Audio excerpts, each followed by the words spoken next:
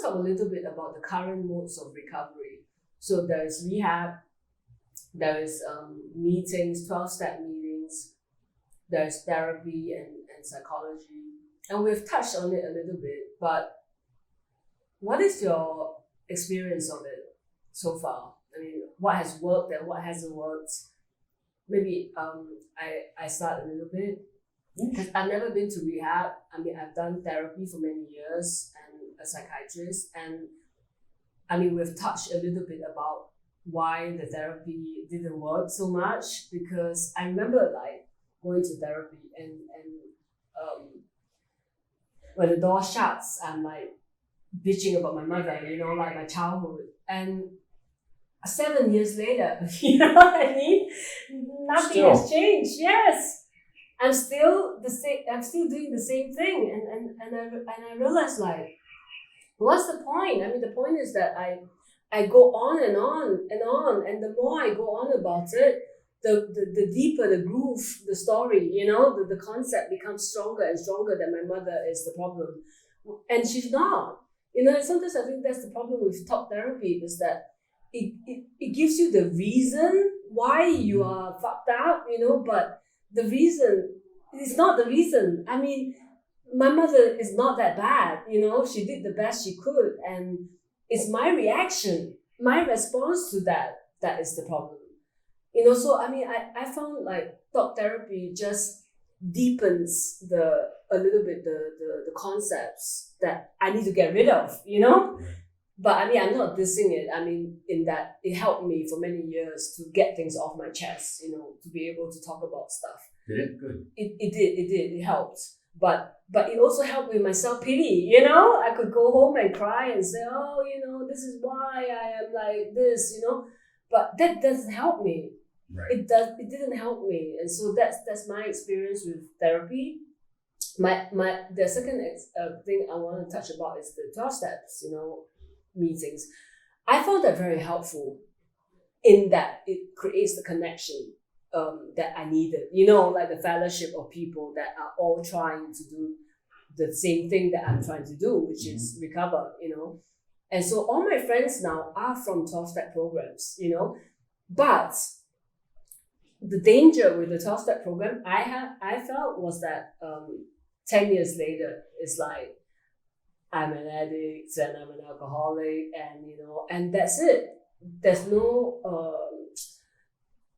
then what, Right. So now you don't pick up a drink, now what, so you've reached a plateau in AA. a little bit, yeah, and then what, I don't pick up a drink, I didn't do anything. Legitimate reasoning. Yeah, and then you talk about your problems every time you go into the meeting, you talk about your problems, which again, a great platform for connection, but it also, again, it enamors the story. My neighbor is a horrible person. My father is the asshole. It's like, it doesn't help me break free from all this stories. It's just like every day is going to be the same. So 10 years later, it's the same stories that goes on.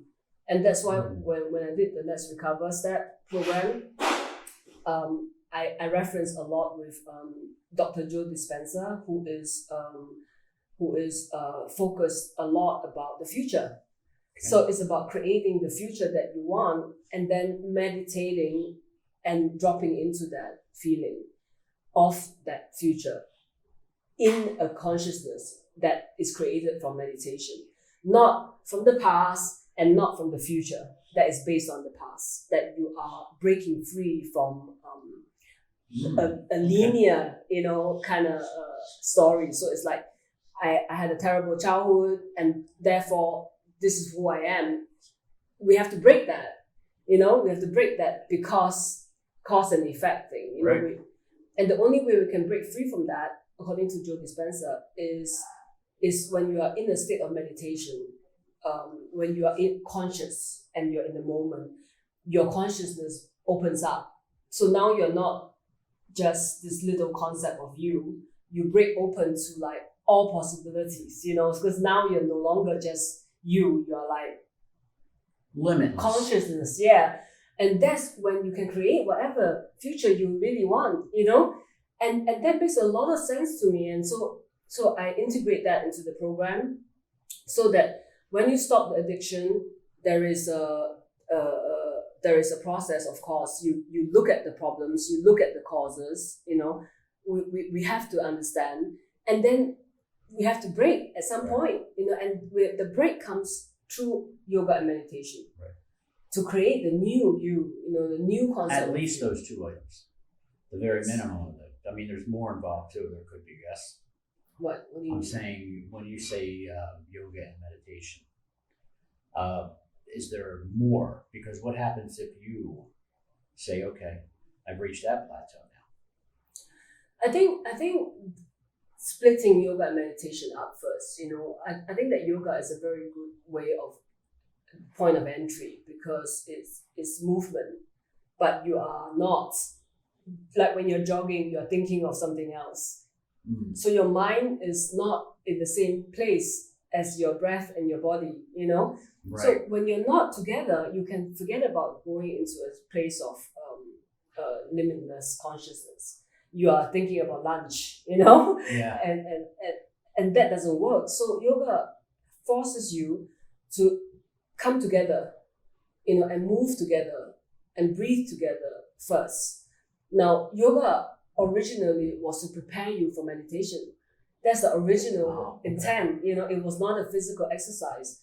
So yoga was to prepare your body so that you can sit in meditation. And the reason why sitting in meditation is the way to freedom in the mind is because when your body is moving, you are still your consciousness is still somewhere else. You're still somewhere else. But when you sit in meditation, your body's stopped, your mind's crazy, Right. right? But you can watch it. You can start to look at your thoughts. You can start to go like, oh, so what am I anxious about again? What is this thing about not being good enough? What is it? And you can kind of contemplate, and then at some point, when all the thoughts are processed, more or less, that's my experience, that you break into that space that Joe Dispenza says, which is that you are now no thoughts. You have no thoughts. People go into meditation, they think that like the way is to have no thoughts. I need to have no thoughts, but no, you're gonna have to go through the thoughts. Right. Yeah, you're gonna have to sit with the feelings, and then with time, eventually you start to break free. It's like touching your toes. You have to practice. Get to a certain point and then Suddenly you touch your continues, toes. So when you get to that space where you can be anyone and anything and nothing, because you're nothing, in that state of consciousness, that's when you can start to create the new future. The like who. Without you any wanna be. biases from before. Without biases from the past. That's right. That is not based on the past. So it's really. But where does it go? I mean, when you go to therapy, it's still there. What makes the meditation and the yoga disperse? Because in therapy, you are reinforcing the story. So if you had child abuse, you go like, this is what happened. This is who did it. This is blah blah blah. Yeah, You're reinforcing the neural pathways, the connection is stronger and stronger and stronger with each therapy session. Whereas with meditation, you are processing what happened, but you're not holding on to it. You can't hold on to it. You can hold on to it for like 3 hours, 3 days, 30 days, but eventually it goes away. And once you realize that all these things are thoughts, they are all thoughts. Yes, the thoughts in your mind is very real. It's like it happened, right? But you can, when you are willing to sit with that feeling, you realize that actually there are many things that make this happen. Right. You start to say, okay, maybe the other person had childhood trauma as well. You still got to want to get this to happen. Yes, you still have to have the insight of I can be better attitude. You want to be free. You must want to be free. So there's this decision inside that says, okay, I've tried this, didn't work. Let me try this. There's a possibility of getting rid of this because I'm not going to rehash over and over and hear it again and again, and it's going to reinforce that it was there. Right. So I'm going to open up my mind to a meditation form that's going to release this. Yes. But you still need that want to get rid of. Yes, of course. Of course, you must want to be because free. some people are more secure knowing they have it, and they just dwell in it, and they're going, okay, it can't get any worse. Yes. You know, it can't get any worse. I know how bad I can get, so I'm okay with this. Yes. You know, but you need to, and there's fear of, what if I don't have this anymore? Yes. Where do I go then? Who am I? You know? Right. You know, like there was an example that Carolyn Miss, she talks about why people don't heal. You know, why people don't heal is because if you have childhood trauma, you go to a support group that's all childhood trauma people, and you talk about your childhood trauma for the next 10 years, and you define yourself as the person who had childhood trauma. And once you define yourself as that, I mean, where else is there? You're trapped. Where do you go? It's a chain, you know, you're chained to this identity. Like, I'm an alcoholic. You know, you're chained to the identity, I'm an addict. Well, what about the fact that people that are abused abuse others? It's always like that. You know? Because you're a product of the environment. Because you're chained to that idea. You would think that somebody, I mean, a normal person and there's normal persons that don't drink, and there's normal people, you know, I mean, there's alcoholics, and they don't understand what the alcoholic deals with. Whereas I'm not an abused person. My immediate thought was, well, you were abused. Why the fuck would you want to abuse anybody else? You know exactly how it is. Right. But how many people, statistically, have been abused and are abusing others? Because they haven't broken free, you know? Right. They haven't broken free. You're saying meditation will benefit releasing the past and moving you forward without having. But you're right. First, you need to want to be free. Right. You know, right. It's scary. There's not any. It's scary. It's scary. The active alcoholic goes like my grandfather's an alcoholic, my father's an alcoholic, so I'm an alcoholic. And I said, yeah, but today you can be anything you want if you decide. And that's what you know. Let's Recovery is offering. Let's Recover. Yes, you know that I added a step of what I learned from Dr. Joe Dispenza, and that you know that ability to sit and break free from the mind, you know, because it's all in the mind. It's all mental formations, you know. A few bunch of thoughts, you form a story. Another bunch of thoughts, you form a story. And it's believable. It totally is, especially because it feels the deep feelings, you know, of fear and anger and so on. So, but what's interesting with Let's Recover is that on step 6 and 7, like step 6, we look at rewriting the story. You know, rewriting your script is like, can you, for instance, if I had, my parents were very critical when I was growing up, right? And I never lived up to their expectations. So I had this immense feeling of never being good enough. And that was, at one point, I just went, fuck it. Since I'm never going to be good enough, why should I even bother? And I started drinking and behaving that. Right. So when we rewrite the script, rewrite your story, I can say, well, actually, my parents taught me how to become a very strong and resilient person. Right. Today, all the discipline and the focus and the hard work and that I have, that I applied in recovery, in yoga and meditation, is from my childhood, you know, where my parents didn't give me excuses, you know, like, oh, you just late, you know, you're tired, okay, don't worry about going to school. My parents kicked my ass, you know. Right. And this toughened me as a person so that today I can focus on whatever I do, you know. So it's like rewriting the same story, but like seeing it differently. Looking at it in a different light. Yeah, and then suddenly in step 6, we relook at the story, and then in step 9 we go into the meditation.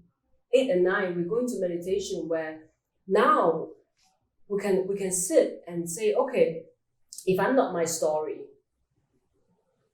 right? If I'm not my childhood, and I'm not my entire process of thinking, I'm not this identity, man. Then what am I? You know, can I can be anything, actually, you know, and that's when you break into this new universe, you know. And so yoga and meditation is part of the recovery process, because it is the only way I found to break away from the mind, and the mind is the problem. I think that's the other thing about why I didn't it didn't work for me, talk therapy and psychology, is that it is all about the mind, and the mind is the problem, not the problem, but it's where the stories are formed. Right. So if I speak to you and you're a therapist, and I tell you that my parents were very critical, you go like, okay, tell me more. Right? And I'll give you all these examples. Oh, and then she did this, and then they did that, and all that. And then it just becomes stronger and stronger. My thoughts about my childhood. And then what? Right. And then what? I'm not free, you know? So you're saying on step 6, you're able to rewrite the story of how you perceive your upbringing to be. So you change. So you've had X amount of years of negative thinking towards what has happened. And then now you say, you know what, let me look at this and say, this has made me a stronger person because I am worthwhile. They have made this, I'm never late, because they said that it's important to be early or on time. It shows strength, it shows character, it shows your discipline. Instead of looking at it by saying, you're never on time, you don't care, you know. And so 6, you rewrite it, and 8 and 9, you put it into an open forum where you can convince yourself that this is the way it's going to be. No, so there's a systematic way, you know. So you start to look at, for instance, work. You know, what is it that you want to create? What is your ideal, you know, job situation? Right. And you start to write out. And when you're in meditation, when you get into that conscious place where you're not your past, you're not your future, you are a consciousness, you are infinite being, that's when you can say, this is who I am. I'm this confident, successful, whatever it is that you look at in the work. You start to manifest who you really are, like who you want to be. Because you can choose, it's like a menu now, right? You can choose whatever you want to be. You can be whatever. Well, my question is, when do you know that you've reached this state of meditation? Because I've meditated before, but I haven't reached that state. Yes. You know, so am I doing it improperly? Am I not sitting correctly? Am I not sitting straight enough? What do I have to do in order to physically and mentally become that type of meditation? So in my experience, it really takes just going through the process of processing the thoughts, you know, like just letting them come, feeling the feelings. Like it's like opening up all the folders in your laptop and looking through them one by one, you know, like just letting them go, you know, letting them go. Once you've processed it, it gets trashed next, you know. And my experience is that when you have processed everything, that's when, you know, the mind shuts down, because it's like, okay, now I've got nothing else to do. Now let's shut down, you know. And so it shuts down. Once the mind shuts down, it stops thinking, you know, it stops bombarding you with thoughts. Then you start to, you go into a state that is like, you're not physical, you're not mental, you are not this, you know, you are conscious, you are one. That's when they say that you're one with the universe. But anyway, so back to, it is not easy to get to that state, but it is a practice. That's why it's a practice. Right. And that's why we have it on the step 8, you know, as yoga and meditation, that we have videos from Greg, who is a recovered addict as well. And he is my teacher, and he's one of the best teachers that I've ever. So I'm harnessing people who are the best. Yoga, just yoga. Does he meditate? I'm not sure about that, but the yoga that he's teaching caters to addiction recovery. Oh, good. So it's a lot of breath work. Mm. So it's not just yoga, it's like breath work. And why we chose breath work is because using the breath to change your state of being is the fastest. So there are two parts, right, that Dr. Joe Dispenza says. One is that you have to change your state of being. So if you get up and you're depressed, right, you feel shitty, right, you have to change that state before you can do anything. You got to do a dance, do breath work, do yoga, exercise. You change your state of being, and then you sit in meditation to seal that state of being into your being, to your day.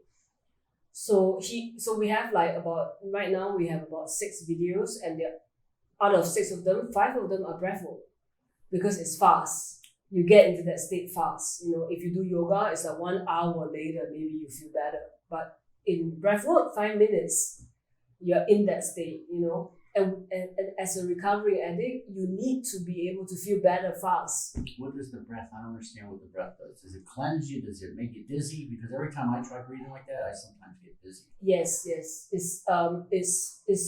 It's rapid breathing. It can be calming. It can be alternate nostril. It can be if you have anxiety, it calms you down. If you're depressed, it raises your energy.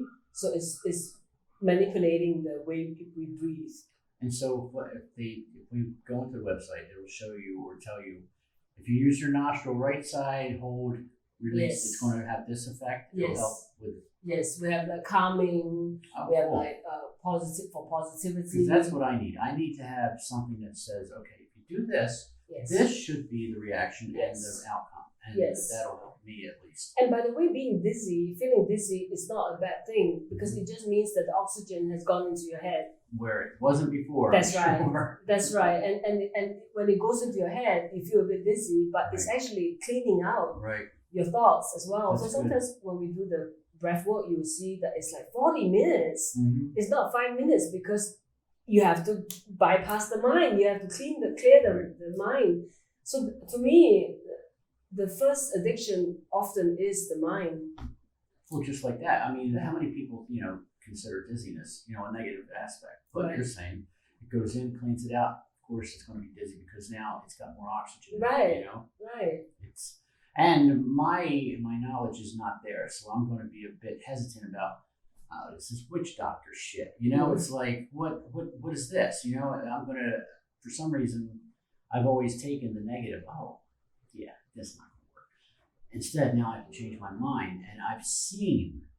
Through my history, I've seen if I change my mind, my body and mind change as well. Right. I don't drink anymore because I've changed my practices. I've taken steps in order to not do it anymore. And it's been successful so far. Right. So with a new idea, I still have that little hesitant mind of, but if I give myself a chance, that's what I need to do. That's where my mind has to change. Before I would just be like, nope. Yeah. And now it shuts down. Now I have, might be possible. Like, for instance, there's this Robin Sharma, and he talks about the 5 o'clock club, and they have like 20, 20, 20, a formula where it's 20 minutes of exercise, 20 minutes of writing or journaling, and then 20 minutes of meditation, or like 20 minutes, I can't remember, but I think maybe it's exercise 20 minutes of looking at what you want to do today, like organizing stuff, and then sitting in meditation. Right. So if you start like that, then you tend to have a pretty good day, But I'm not fast about when you do it. I always tell my students, you can do it when you have time. Right. That's better, than like getting up at 5, and if you don't get up at 5, you're a loser, Or, in my opinion, I mean, Instagram has changed but everything has to be quick, immediate. Satisfaction's got to be there. Everything's got to be like this. And I mean, they fast forward through stuff that is necessary to know, just so people stay with their attention span. Their attention span's fucked now. We don't even have it anymore. Yeah. So when you say to me, I need 20 minutes here, my first initial is, why? Why do I need 20 minutes here? Why can't I do 10 minutes here, 30 minutes there? And and I go, why the hell? That's my first thing. I go 20, it's automatic, 20, it makes up an hour, okay? It's all nice and kit and caboodle there. But in all actuality, it may be, okay, 10 minutes. In the beginning, I'm probably going to be 1 minute. Yeah. My mind won't be able to stay because of outside factors have already told my mind, I need instant. That's what I look for. So now I've got to reverse my mind going, it's going to take a little time. If I do this time, then this will be the payment for it. Actually, I don't really think that. I think that like it's also a mental construct that you say that it's because of Instagram, therefore you don't have attention span. That's a thought, that itself is a thought. It is. I think it's more that because we're creative beings, we're not like machines, right. So we don't have this like, oh, I need to do this like at 5 a.m. Like, I mean, there are people who can do that, but they're like machines, you know? The rest of us, normal mere mortals, I mean, I always say just do whenever you have time, 10 minutes. But you also said that in order to change, you have to do a change yourself. Like you're not a morning person. No. So maybe since you're not a morning person, that might be, and I'm just using you for an example, maybe you should try it that morning thing because everything's new now. You're not really there, and it might be in a period of adjustment that's good for you. Yes. Like say if I'm a morning person, yes, maybe I should try it at night because that'll enhance my my weaker area. I think that we have to be careful that we don't go into like self-improvement, Mm-hmm. because that there is a difference. Yeah, like we're trying to improve this version, we're fine as we are, right. Like I'm a nocturnal person, you're a morning person, and that's okay, know, and that needs to be okay, Like I tell people, don't give me crap by the fact that I don't like to get up in the morning, And so I do the meditation at night, I do the yoga in the middle of the day, I do it. As long as I do it, it doesn't matter what time of the day I do it. I think that having the pressure off makes it easier for me to maybe attempt to get up in the mornings. Yeah. What I was implying though, because you're saying that you're rewriting. Mm-hmm. Okay, you're trying to erase what you used to be like. You're saying that I've heard over and over and over the same story. So if I continue to hear the same story, how can I move my mind towards a new thing? Correct. So my idea was, okay, if you're not a morning person, maybe you should try it in the morning because now it's a new person. Do you understand what I mean? Right. That's interesting. It's just that I'm not saying I'm trying to improve you. I'm trying to look for where I can be unnatural and maybe I'll think different. Right. Yeah, absolutely. I hear you. Yeah. There's never a set standard, just like you said. If it's not 5 a.m., it's anytime you can. Yeah. But my thinking was, if I see it in the morning and I'm not a morning person, or if I'm not an evening person, maybe my delirium from being up so late will place me into a subconscious consciousness. Yeah, but I think what also I'm careful about is that the barrier of entry needs to be easy. It cannot be difficult, because you won't do it otherwise. Right. The failure rate is much higher if it's like you have to have logistically. Yeah. Too many intricate parts. Move to rehab for 1 month. Quit your job and move or like going to meetings like that. As long as it's as easy as possible to get in. I mean, I go to the gym, but I go to the gym whenever I have time. Yeah. So but I make sure that I go to the gym, anyway, because exercise is one of the biggest factors for improving mental health. Exercise, and what's the weirdest part? That I realized that I tried everything, right? From Ayurvedic, TCM, yoga, meditation, the thing that really was the fastest, best way of breaking through is fasting. I mean, that is something else though. I've done fasting as well, and it has an immediate impact. Right. I mean, instantly. It may take a few hours, but you're going to notice a bit of a difference, almost immediately. Because I remember the first time I tried fasting, I was doing a liquid fast, and think I was allowed to eat vegetables, but I had a puree or whatever it was. My mouth was not used to not chewing. So when I would take in this liquid, I would be like this, and I'm like, wow, that's really weird. I'm at normal times, and just to notice that you forgot to chew something for a couple hours, and normally you chew in a couple hours and not have it, your jaws talk to your head and go, what the hell's going on here? It's like, and so it was really different for me for fasting, and that was part of the my liking of fasting because I felt different. Yeah. I felt new sensations, and I was like, and also you notice your thoughts. You're so forced to be so conscious. It's like, I want to eat that cookie.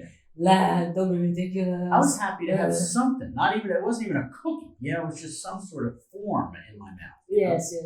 But it forces you to be conscious of your mind, like immediately. And so I think fasting is just like incredible. It clears your gut. Mm-hmm. Your gut health is like the second brain. It's a reboot. It really is. So it's really like why spiritual teachers do that. They do fasting and meditation, together, because that really resets the mind and the body completely. So I think these two are incredibly important instead of psych medication, because I find that psych medication is like dealing with symptoms. You have anxiety, here's the medicine to slow your mind and you become like a zombie. And then if you are a depression, here's something that will make you... and then what happens is that, in my experience, is that my anxiety and depression kind of is a tricky balance, They're like walking a tightrope like that, like that. And so when I take antidepressants, my anxiety went up so much, and I was like in a hurricane. And then when I took anti-anxiety, my depression comes up. Like I go into... It's got to be difficult. And so how do you manage that? And so the doctor tells me, it will just take months of like adjusting till you get it right. And I'm like, if you get it right. Dude, I would have killed myself in between that. Exactly. I'm a Gemini. Oh my God. My other guy tells me, no, we're not doing this, okay? Yeah, right.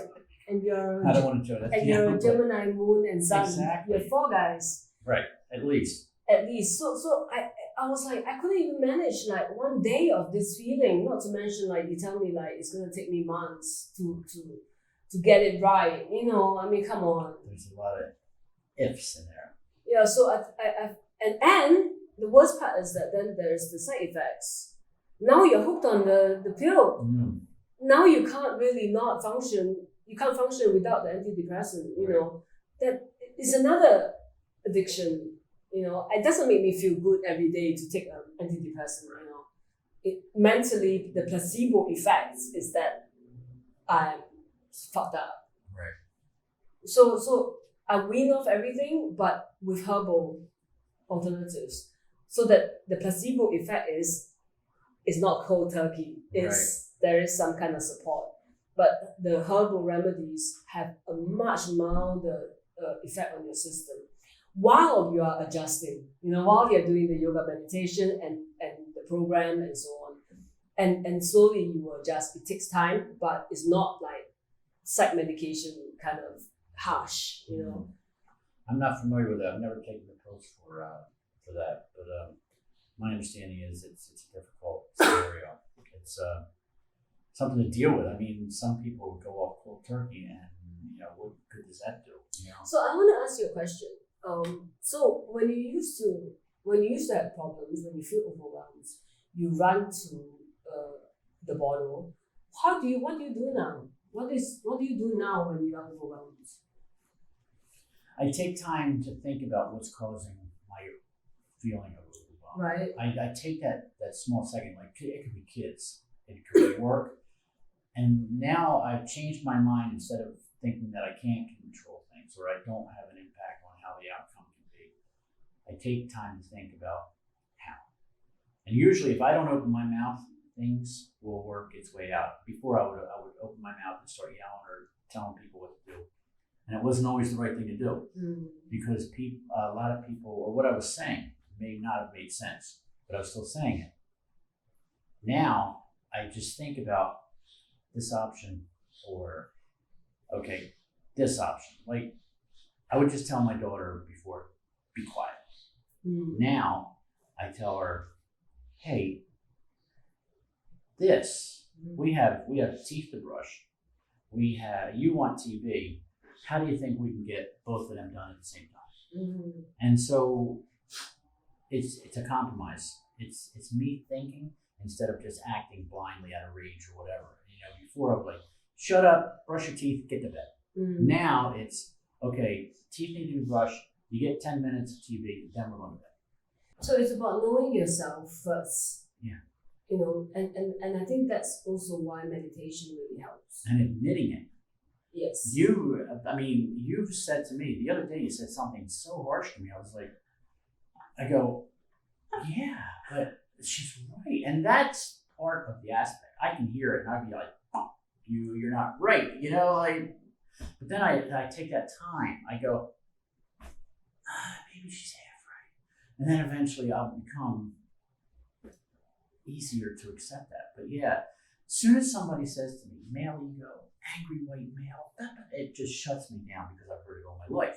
You're an angry white male, that's it. And as soon as I hear that, I feel as though their conversation is closed-minded and I'm not even going to listen to what you're saying, But I've opened my ears. I've opened my eyes. I'm able to see where they're coming from.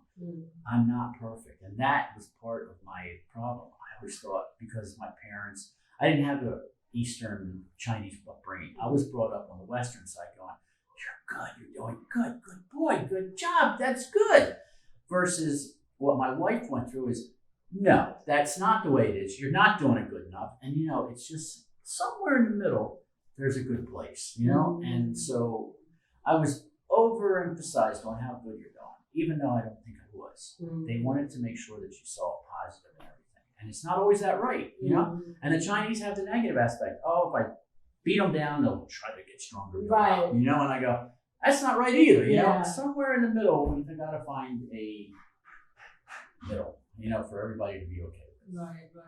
So, so first we get to know ourselves, and then we know what are our limits, boundaries. And so I think I managed to find my limits, and something, I used to think that if I'm not such a high achiever, I'm a loser. Now I'm like, you know what? My capacity for stress is really not that high. I don't do well with stress. I need a lot of calm and peace in my life. I need a lot of zen, and every time there's something that stresses me, it doesn't take much for me to become quite agitated. So knowing myself, I'm able to now design a life and my thinking where I give myself a lot of breaks and leeway. And I remember watching this TED talk, and this lady was talking about highly sensitive persons, right? And she says that she sleeps 10 to 12 hours a day, because she gets really overwhelmed very easily, right? Because she's highly sensitive. And I remember thinking straight away that, oh my God, thank you, thank you for saying that, because I'm like that, I'm highly sensitive. I get overwhelmed very easily. I need a lot of silence and calm. And so I would do things like, if I'm doing something, not more than a few hours and I'm out. I need alone time. I need to be in semi-darkness. I need to sit in silence. I cannot. And recognizing that and finding that, and accepting that help. Yes. And then sometimes I used to look at other people and say, wow, they have 3 jobs and a PhD and 5 kids, and they are functioning at that level, And I was like, that's special. Yeah. So I kind of think I'm nobody. I'm such a loser compared to this person. Comparison. Right.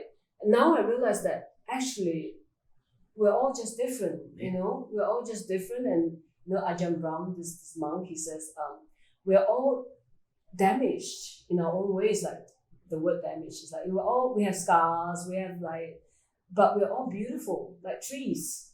Every tree is different. We all have our own little quirks, and that's what makes us beautiful. It's not I have to be as tall as that tree over there, Right. And why am I by the roadside and you're by the beach? There's no such thing. We are all individual. Inborn. I mean, that's every media outlet that, gotta head towards the beach, that's the view.